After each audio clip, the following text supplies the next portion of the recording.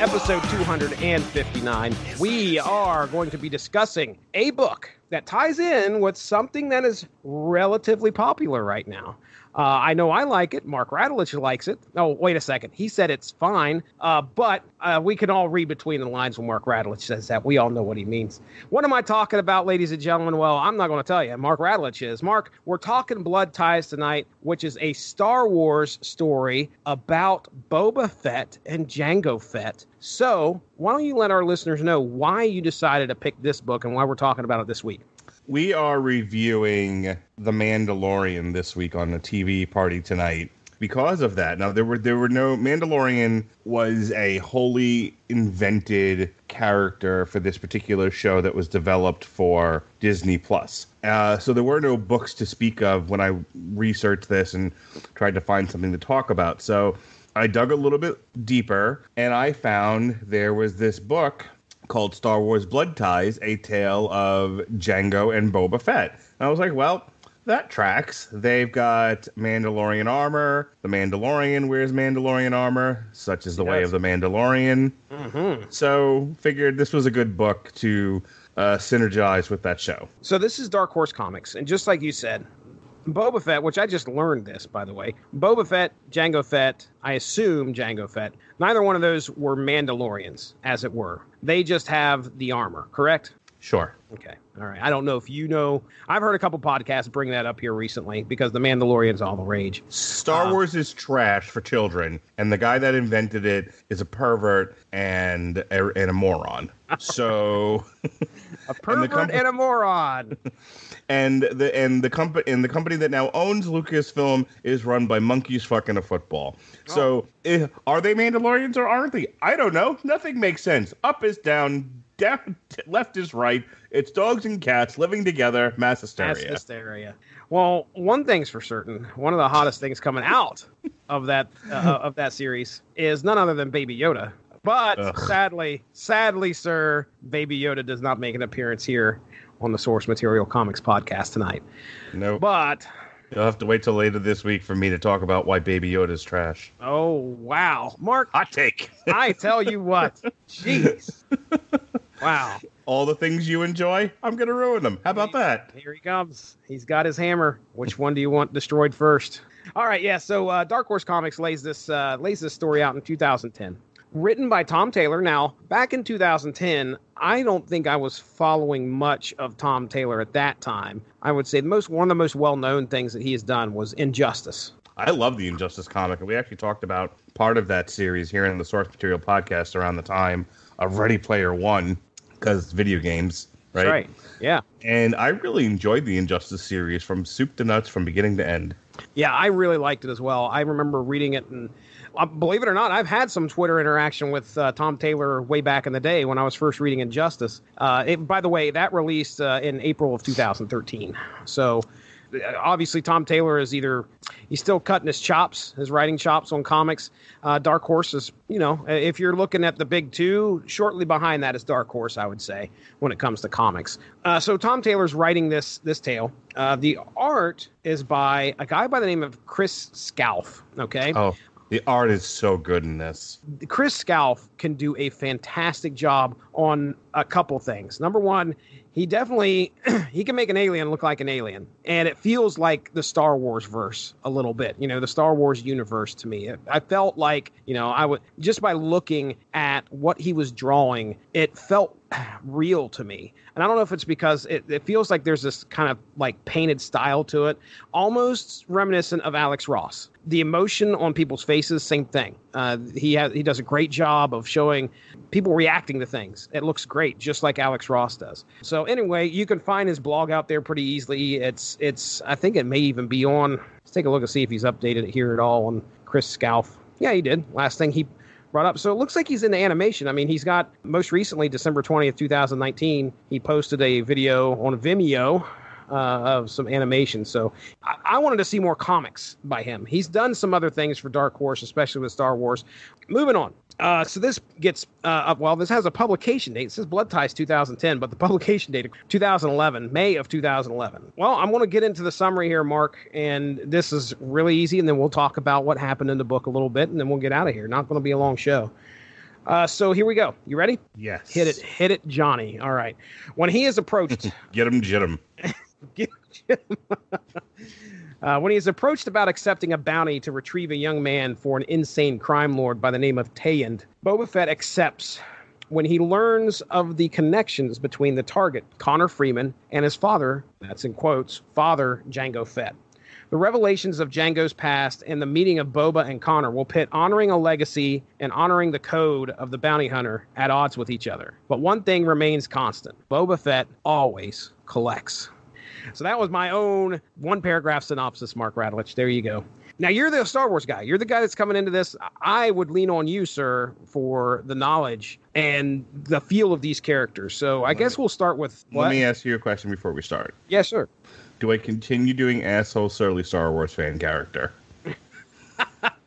You do whichever one you want to do, sir. I just want an honest reaction out of you. All right, I will. I'll behave. I promise. If you just tune into the Source Material podcast because you like Jesse talking politics and you just fucking tolerate my dumbass, or you like me and him together, you like our discussions, but you don't listen to the rest of the shows on the Radulich and Broadcasting Network because you're not interested in the television or movie reviews or whatever, then you haven't heard me kind of go on this rant about Star Wars that I went on during the Rise of Skywalker, which is I've kind of landed where I landed with like Ghostbusters Answer the Call, where I don't hate the property so much as I hate everything surrounding it. And it's just put the worst taste in my mouth regarding the property itself. Like I'm finding it hard to enjoy Star Wars at large because of how Lucasfilm was handled by Disney and then the resulting products and then the fan reaction to it. I don't think Rian Johnson was treated fairly. I don't think the trilogy was handled competently. I mean, I don't want to get off on a whole side tangent about it, but I just have a lot of negative feelings towards Star Wars right now. I've kind of amped it up just to be a troll, basically. Your interactions with Chris Bailey are some of my favorites right now. Poor hero. He comes into it. I mean, he's just giddy and happy that he got what he got. And you, sir, pull down your pants and you shat upon it. Piss all over it. I think it's great. I'm really enjoying it. It felt like Star Wars again. Good. You're a child and everything you like is garbage. How about that? Ouch. But here's the thing. If I'm being fair and I'm not being a troll and I'm actually taking this seriously, I really enjoyed this book. Like, by itself, without all the negative feelings, just kind of taking a deep breath and enjoying it for what it is. I thought this was a very well-told short story. Mm-hmm. I thought, and we can get into the nuts and bolts of it, but I really thought that just as a story, a standalone story about a bounty hunter who goes after a quarry and finds out that he's like his half brother, because sort of, man, that's sort a tough one. Half brother / stepson. Yeah, it's a rough one. So Jango Fett, if we are to take what we know about the prequels, and I don't want to get into a whole convoluted, well, technically in the book, go fuck your books. Disney certainly has. Mm-hmm. So I'm just going to talk about what we learned in Attack of the Clones. In Attack of the Clones, there's a bounty hunter wearing Mandalorian armor named Jango Fett. He loaned his body to the Caminos to have it cloned into a clone army that was ordered in secret by the Jedi. Maybe this was never really made clear.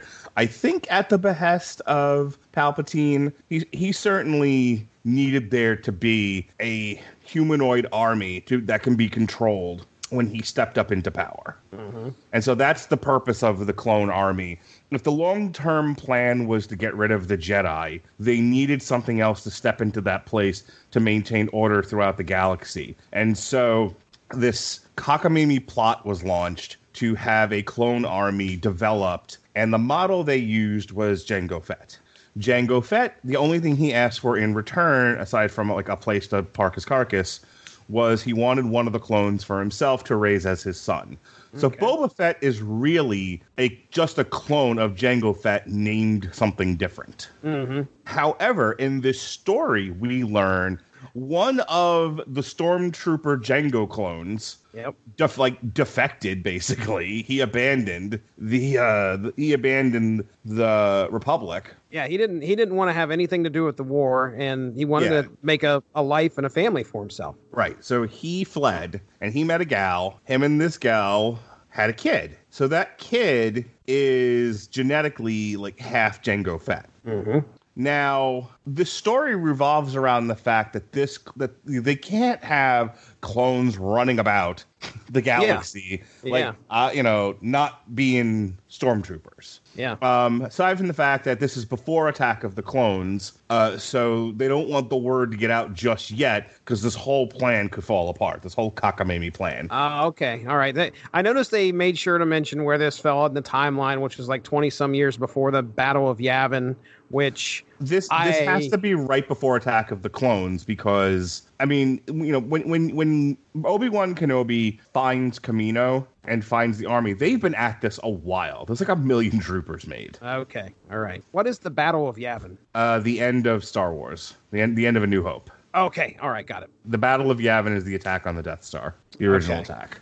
This either happens right around the beginning of Attack of the Clones or just before because Christopher Lee's still alive. Yeah, Count Dooku. Yes, Count Dooku, who puts a bounty on the defector's head and sends Jango after him. And I think when Jango realizes who it is, there's a realization of why this is important, and they were willing to pay double his fee to get this done. There's a really great bit in this first setup about, are you the kind of guy that would shoot yourself in the head? Yeah. And he does. Yep. Yeah, I remember he looks at him and he has the gun, pointed at the defector, I guess is what we'd call him. And the guy looks at him and says, can you shoot yourself in the face? And then I think he asks a question like, I think Jango goes, well, would you? And the defector's like, no, I wouldn't. And then he pulls the trigger and he goes, you're not me. I'm like, fuck yes, man. That's good stuff. That was good writing. Did you ever watch the Clone Wars series? No, I did not. Okay. One of the things they established in the Clone Wars series is that while they all look and sound alike Jango Fett, they developed personalities all their own. The clones are not 100% like the exact copy of Jango down to the personality. Some of them got some googly eyes, and the other one's got a stripe mohawk. I mean, they yes, as a matter of fact, they're kind of like gremlins. You're right.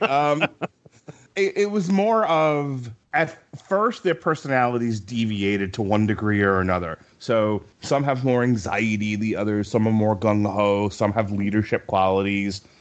And the Camino said that, these were bred to be soldiers, but once they were bred and put into the field, they started to evolve. And then secondary to their psychological evolution, their personality evolution, there was physical evolution. Some of them shaved their heads. Some of them had mohawks. Some of them grew their hair long. They took on new names. So while the idea was to create kind of like an equivalent to the droid army, but with humanoids, what they ended up with was, at least at the start, was an army full of varying humanoid people. Okay. Varying humanoid soldiers, I should say. People would be redundant.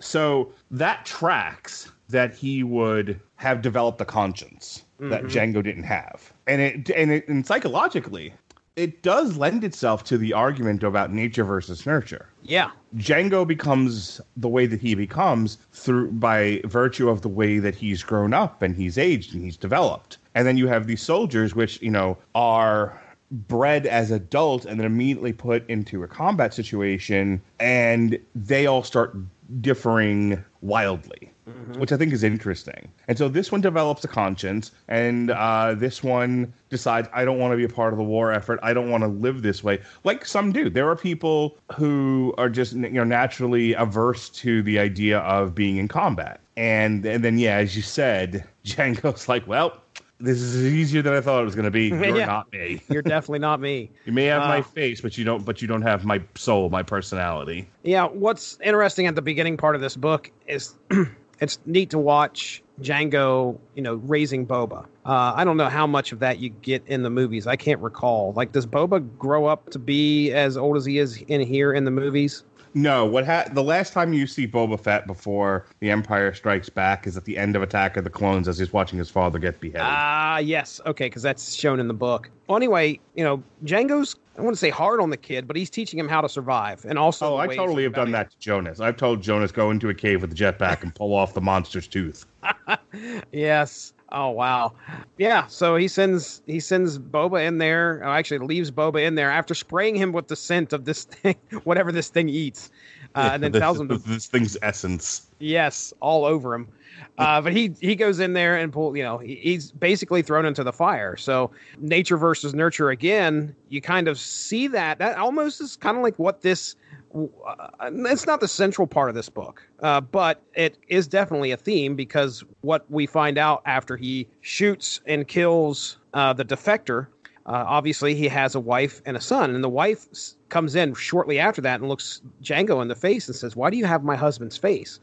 She has no idea what's going on. Right. And her son, is there in her arms. So that's Connor Freeman, a young, he grows up without a father. But as we fast forward after the events where Jango gets his head cut off. And by the way, Jango made Boba take the shot first. And of course, he didn't know who was down there, because the big thing was this guy never removes his helmet. And when he finally does, that's the big reveal where Jango sees, it's his own face staring back at him. So Boba is obviously Boba Fett now.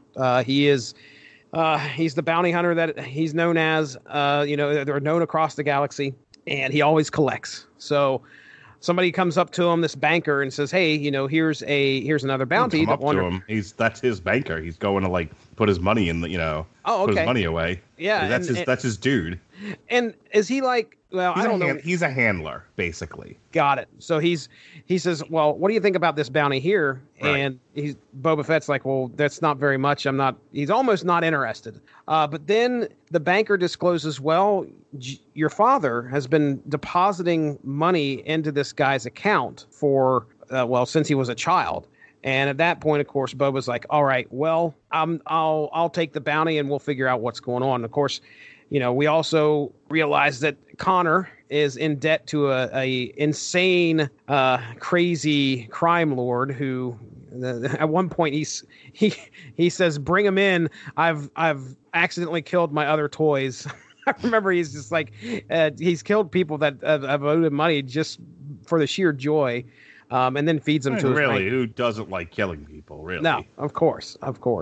But okay, before we get into that, Jango Fett, the story of Jango and all that, everything feel good to you? It didn't seem like it was a front on what we all know Jango Fett as being or anything like that. I love that Jango kind of, is a harsh, not harsh, but I love that, he's raising his son in this son, in quotes, in this pseudo-realistic, the world's not going to do you any favors. It's a harsh fucking place. You better be ready for it. Yep. He's setting him up to succeed. And considering the kind of world we live in now with lawnmower and helicopter parents, I love seeing that. Yeah. I don't know how. Yeah. I don't know if the intention by the writer is to be like, look what a shitty father Jango is. He sent him in there with a monster. But I'm like, no, go get it. Yeah. I told you, I can't tell, my kids are gonna, one thing the kids are gonna remember about me as an adult is that my favorite phrase in terms of raising them is figure it out. The sooner you can teach your kids to handle themselves on their own, the better they're going to be as they go through life. They're going to take on the responsibility to handle their own problems. And there's not a lot of that going on around now these days. Did I ever tell you about my first day on my new job 5 years ago? I don't think. I walk into the department that I was going to be working in, and I hadn't, I trained a little bit on the electronic medical record system, enough that I could kind of muddle my way through it. but I hadn't really been on my own, and I certainly hadn't been trained in the department that I would be working in. I kind of walked through it once, and that was it. So I come in for like my first real day of work, ready to be trained, and not my boss, but her boss at the time from corporate said, sit here. We're going to hand you face sheets. Call those people up, do this, then give the face sheets to the other nurses. I'm like, okay. And then he walked away. Okay. That's how I got trained.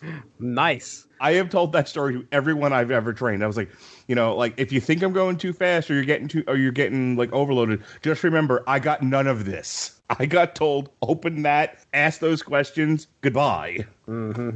So, yeah, sometimes you're just dropped into a situation and you got to just figure it out. Yeah. Take a deep breath, look at the tools you've got in front of you, find the tools if they're not even there, and make it work. That's the expectation as an adult. That's my philosophy with raising kids, quite frankly, and training my colleagues. And that's what I got out of the interactions between Jango and Boba is that I'm not always going to be around, especially in our line of work. Jedis might come and chop my fucking head off. These masters of peace and tranquility throughout the galaxy. Yes, sir. You better learn to figure shit out quickly, or you're going to end up with a blaster bolt through the head. Mm-hmm. And I love that. Tell me about what you thought of Boba Fett here. Most I know about Boba Fett is what I've seen on screen, which is I don't even remember him talking very much on the screen. I think he may have said like 2 or 3 words. He was a fucking costume. He was a plot device. That's all he was.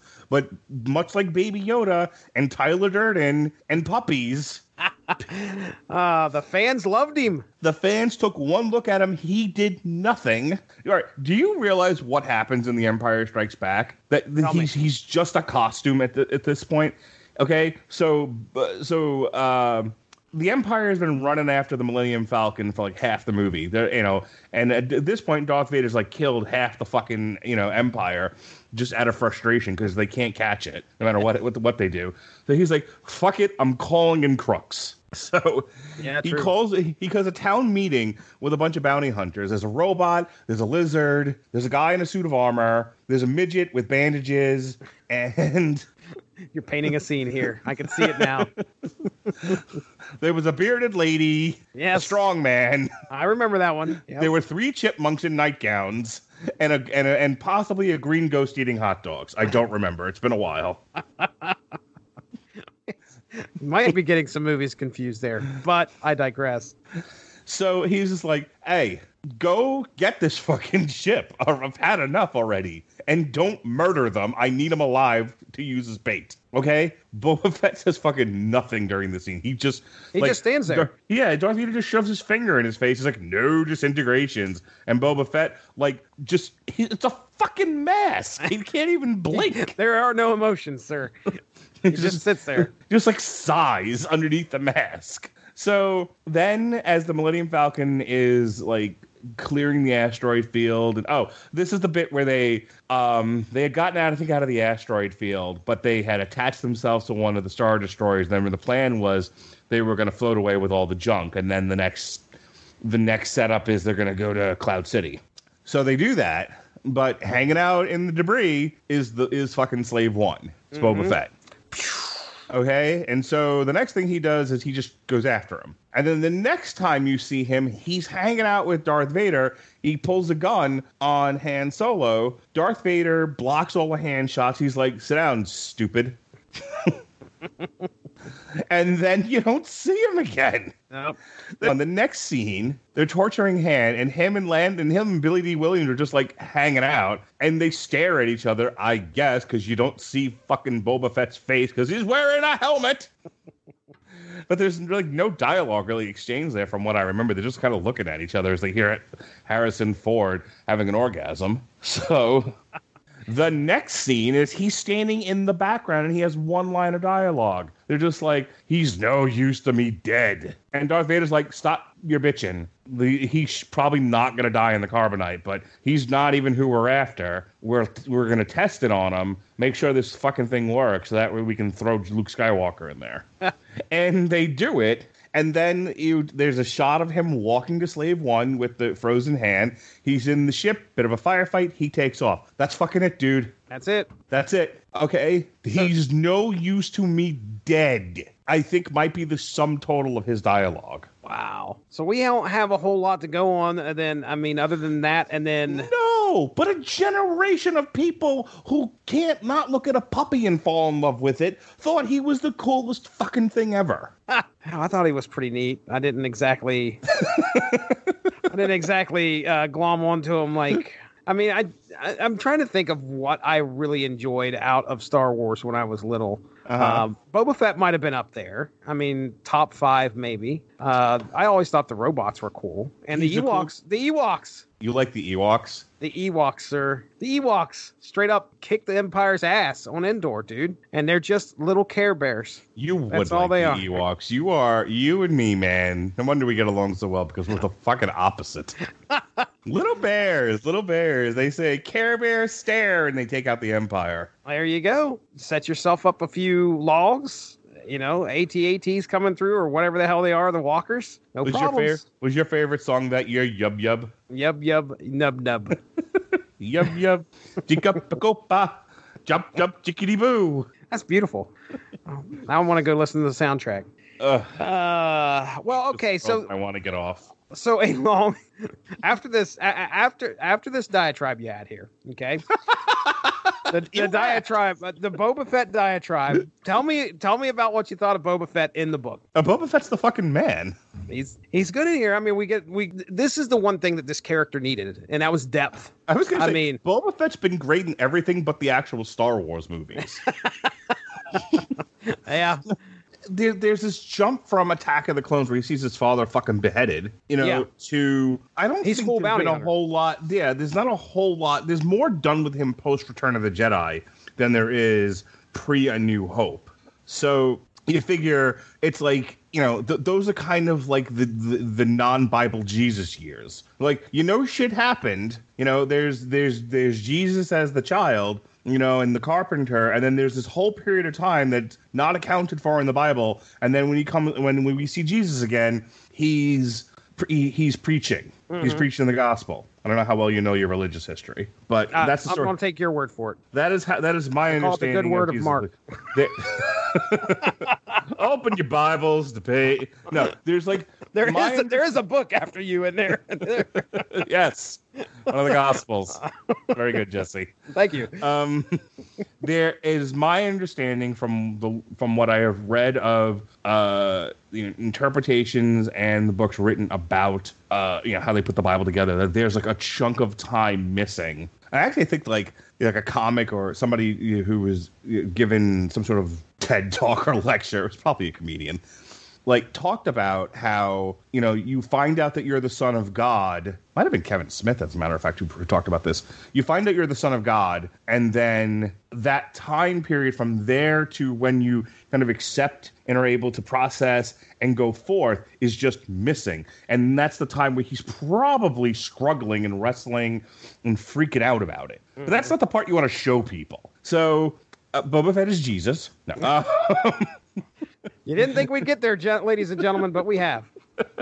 But the same thing here, in the sense that there's this just chunk of time from, you don't know what, like he's still a kid when this happens. And you don't know what happened to him after the battle of the droid factory on Gungafuck at the end of Attack of the Clones. Mm-hmm. I don't remember the name of the planet. Well, so I'm not your guy to rely on there. And so you don't see him again until Empire Strikes Back is the point. I mean, yeah. Some nerd is like, yeah, technically he walks by in the panel in New Hope when Han confronts Jabba. Go fuck yourself. Speaking of walking by in the panel, Bosk, I don't know how much he got paid for just walking through. Okay, what is that his name? Bosk or Bask or whatever the hell his name is. Yeah, no, it's Bosk. Bosk shows up for like 2 seconds. And then he's like, okay, good. Yes, give me my check. That's a great part of the book. Bosk, what are you doing here? A very brief cameo. That's exactly what he should have said. He like walks out in the middle of this fight and he talks to Boba Fett and then he walks off. Like, I'm not interested. Tell me about your thoughts on Connor. I mean, Connor, we talked about nature versus nurture. You mentioned it earlier. They're like somehow brothers. obviously Jango raised. They're at best stepbrothers, yeah. Clone brothers. Clone. So Connor, the nephew. Yep. Of Boba Fett. Mm-hmm. I like him. I think first of all, when we meet him, he's like drunk and asleep at a bar. And like somebody goes to collect the bounty on him, and he just shoots over his shoulder. Right? Yeah, he doesn't even look. It's just like, there's a no-look shot in the face. That's fucking great. Yep. There's a lot of humor in this guy's character. The League of Bounty Hunters, which slowly dwindles, is just fucking hilarious because he's the first one to point out. He's like, "You guys aren't very smart. You know what's going to happen when one of you decide? When are you going to learn that splitting it 10 ways is not going to work out best for you?" That's not even the best part. The best part for me is like, there's only one of you left. How could you still call yourself a league? This is totally my sense of humor. I gotta read more stuff by this guy because he's hilarious. Yes. The other time when they capture Connor and they're dropping him off and they're like, "Okay, come on, we're taking in a Tayand." He's like, "I'm not going anywhere," and he like legit makes it as hard as possible for them to pick him up and take it in there. He's like, "Why would I walk with you?" And then when finally one of them grabs him, he grabs that guy's blaster and blows his head off. But that guy, I like Connor's sense of humor. If I was going to say anything about Connor, he's not too skilled because he gets captured, but he shoots that one dude without even looking, and he's able to get himself out of scrapes. But I think he's a kid living in space on a trust, that was left for him by some ne'er-do-well, that turns out to be Jango Fett. He's grown up without a dad, which has its own issues. I don't want to take that any further than that, but I think anyone that's grown up without a male figure in the house knows, things can be different. Yes. Than in a 2-parent household. So, and then he just has this trust. Like, he doesn't have to work. He just has money, and he's out there, just living a life. Mm-hmm. He kind of reminds me of like the Chris Evans character from Knives Out. You didn't see it. I have not seen it. No. Just a rich kid out in the world doing rich kid stuff. Okay. I guess the central theme of the whole book is trying to make your dad proud. Yep. And legacy. Legacy. Here we have Boba Fett. He's taking up the torch for his dad. His dad was a bounty hunter. He's following in his dad's footsteps, and he's very defined by like the anger that came out of watching his dad get his head chopped off. Yeah. And like doing right by his dad. Like that's basically Boba Fett's identity. My dad was a bounty hunter. He raised me to be a bounty hunter, and then I saw him get killed, and I have to like avenge him by being the best bounty hunter that I can be. Mm-hmm. Which I think is a pretty cool idea. Yeah. Not that you'd see that in any of the fucking movies, because the next time we see him, he'll get accidentally knocked into the pit of Carcoon. And Wilhelm scream while he does it. Yeah, fucking goofy. Oh, wow. Disney had their hands in that one way before you even saw it coming. So I know the Wilhelm scream's been around for a while. Clearly a central theme is, living up to trying to carry your father's torch and making your dad proud. But that leads to kind of like the payoff of this book where Boba Fett accepted this bounty. And if there's one thing about the bounty hunter code, you collect. Right. But when Boba Fett goes to turn in Connor Freeman, even though throughout the book they're kind of fighting, I'd almost say side by side, but that's not really the case. Boba Fett is just tolerating him. Well, I was going to say, he needs to bring him in alive in order to collect the bounty. The guy just thinks Boba Fett's just going to sell him out and be done with it and like run off with his money. So he has no reason to cooperate with Boba Fett other than he probably stands a better chance of living through the experience with Boba Fett than he does anybody else. Mm-hmm. But if he could have gotten away from Boba Fett, he would have, because he doesn't fucking know Boba Fett's going to try to save him. Yeah, he's trying to run. So, but what they both end up doing is finding a common enemy in the League of Bounty Hunters, who are also trying to cash in on this. I had him first. You never had him. So good. Like I said, Boba Fett, the way he's presented in this is like he's just like uber confident, and a total badass. It's great. He's a great fun character to follow, but he has like this inherent almost moral code. Like he's in a shitty business doing shitty, shady things, but he lives by a degree of honor that separates him from some of the other scum, which I like. You know, it makes him a sympathetic anti-hero. Yeah. So, he's turning Connor Freeman in, but he understands that his dad, obviously, Jango felt something for Connor. Otherwise, he wouldn't be depositing this money. And I think that's one of the big struggles that Boba Fett has to realize is that, okay, Connor is the bounty, but he also is, he understands he doesn't want to turn his back on his dad's wishes or / legacy. I think when he realizes what his dad has done, it kind of signals to him that his dad thought that at least this was important enough to leave him a trust. He doesn't know why. He doesn't know what his dad was thinking. He just knows his dad did it, and he's trying to honor his dad's wishes and memories by following it through. Yeah. So he offers to pay off the debt, and the guy's like, "No, I'd rather just kill him." And he's like, a hard place. Just give me a number. Throw a number out there. How much do I owe you? That guy's like, 1 million credits or something like that, or 100 million credits, something outlandish. And Boba Fett's like, I'll pay it. And everybody's like stunned. They can't believe that, he would even try to pay this off. And then the guy's like, hey, no, that's not what I just want to kill him. That's not going to happen. Right, and then, then when Connor pulls out the money, he's got 3 credits in his hand. He says, I'm putting out a bounty on Tayand right there in front of Tayand. And Tayand gets up. He's like, you don't want to make an enemy of me. And then Boba Fett just puts a blaster right through his fucking head. And he's I was going to say, at that point, I think Boba Fett knew if he didn't shoot his way out, he wasn't getting out. Yeah. Him and this kid were not getting out of the situation alive once he decided the kid wasn't going to die. It's a fun exchange. I have 3 credits, and I want to put a bounty on Tayand. That's funny, but it was neither here nor there. It was going to happen. I think that Connor realized where Boba Fett was leaning, but he wanted to give Boba Fett the out in order to at least stay true to the bounty hunter code. Okay. Sure. That's the only thing I can think of. Is like Connor's like, okay, we need to get the hell out of here. What's the best way that I could do this so you could be on my side and fight with me? You know what it reminds me of? The end of Brewster's Millions. Okay, it's been a while. Tell me.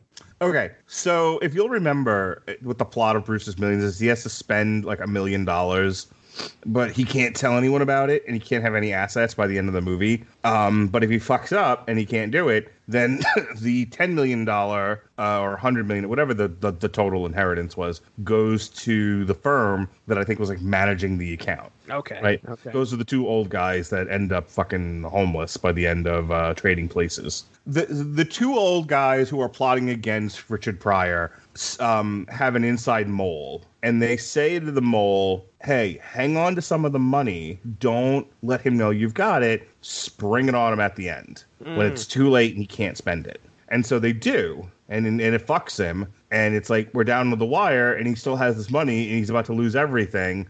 I think at that point, he just like punches the guy in the face. And the guy's like, I'm going to sue you for everything you've got. And he was like, how about we just settle out of court for $10 million, for like $1 million right now? And he's like, I wasn't born yesterday, dumbass. And so he turns to like the love interest in the movie, which is this other guy's fucking fiance, by the way. And he's like, I need an attorney. He's like, I'm a tax attorney. He's like, I don't care. I'll give you this money as a retainer. He's like, you need a receipt. So, because none of it matters unless they capture it on paper. So they need receipts for everything to track it. So it's down, like, it's seconds left on the clock at the deadline.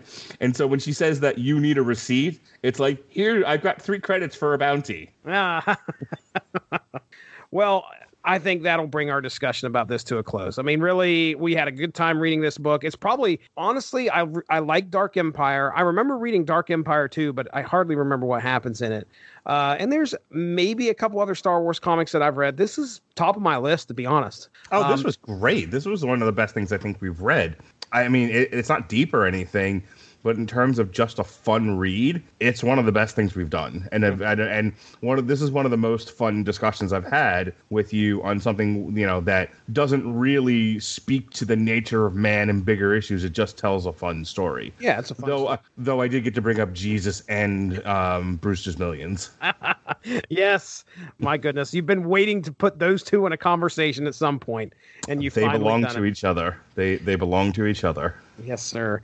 I just want to real quick. I didn't mention this at the beginning, I don't think, but I did have the chance. When I first read this, I sent a tweet out. I put you in the tweet, and I put the author of this book, the writer Tom Taylor, in here, and I said something along the lines of that this will be a fun one to talk about. And Tom Taylor actually got back with us, and he actually quoted my tweet and then put this out there for all his followers as well. And he said that Blood Ties was one of his personal favorite stories that he's ever written.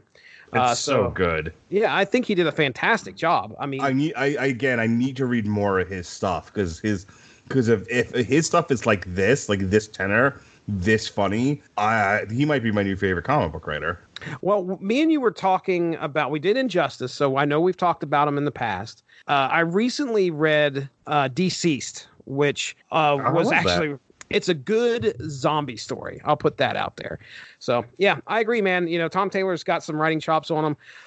He definitely deserves to be where he's at, working for DC and writing some of the better stories that are out there. All right, Mark Radulich, let's get out of here. This was a fun book, fun discussion. What do we have upcoming on the Radulich and Broadcasting Network this coming week? All right. Assuming shows don't get rapidly canceled. Tomorrow on Source Material, you'll get another dose of Source Material. Crisis on Infinite Earths, the original. We'll have a review, in theory, of 1917. We'll have a review of The Mandalorian and a review of the CW Crisis on Infinite Earths. Love it. Love it. There might be more, but every time I fucking tell people what we're doing, there's a 50% chance people cancel on me, so I don't want to do long plugs anymore. I understand that. Just kind of stick to what's coming up recent. Perfectly fine. I'm not talking about what happened last week because it might not have actually happened. All right, let's get out of here. I think that's it. That's Mark Radulich. I am Jesse Starcher. We will be talking to you next week. Actually, tomorrow, just like Mark said, we'll be talking to you tomorrow about Crisis on Infinite Earths. That's right. We are finally getting to that book. It'll be a fun one. That's Mark. I'm Jesse. We're out of here. Bye. Thank you all for joining us. Make sure to give that Radulich in Broadcasting Facebook page a like to stay up on top of all the great podcasts we have to offer. We are at home on Spreaker, but you can also find us on iTunes, Stitcher, TuneIn Radio, and recently we have hit the air on Spotify. Find your favorite podcast platform and type in RADULICH to subscribe for some great content. If you enjoyed this show, please feel free to share and spread the word. And as always, we appreciate any feedback and look forward to entertaining you again soon.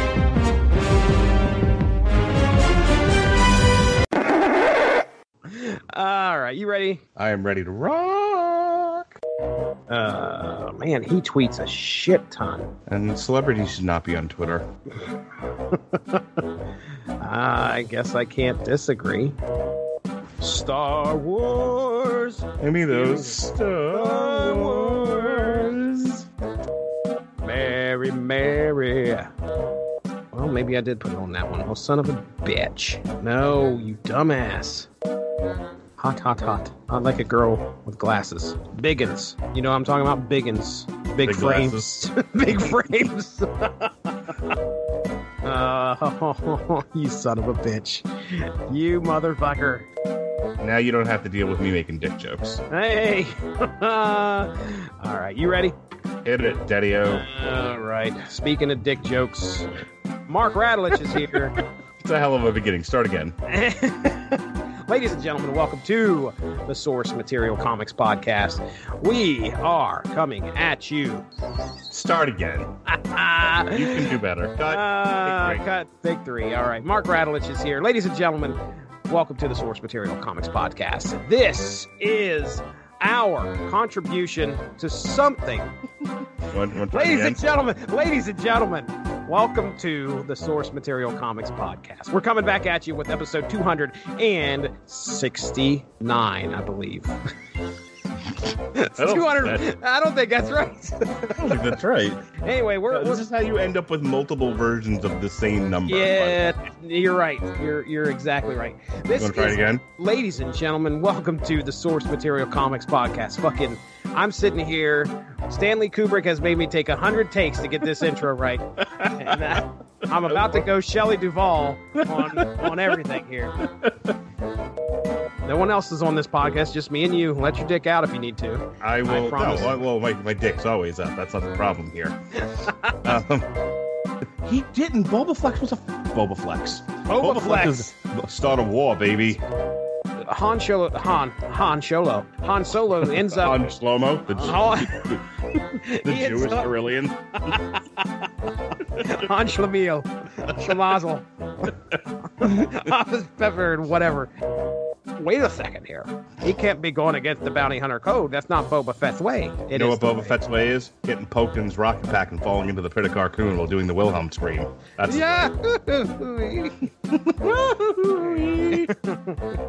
Star Wars fans are gonna fucking hate me after this show. You ever see Chris Jericho lately? When he's not flapping his fat face, he's actually trying to wrestle, he turns into fucking Grimace. Do I sound like a bitter Star Wars fan or what? Yes.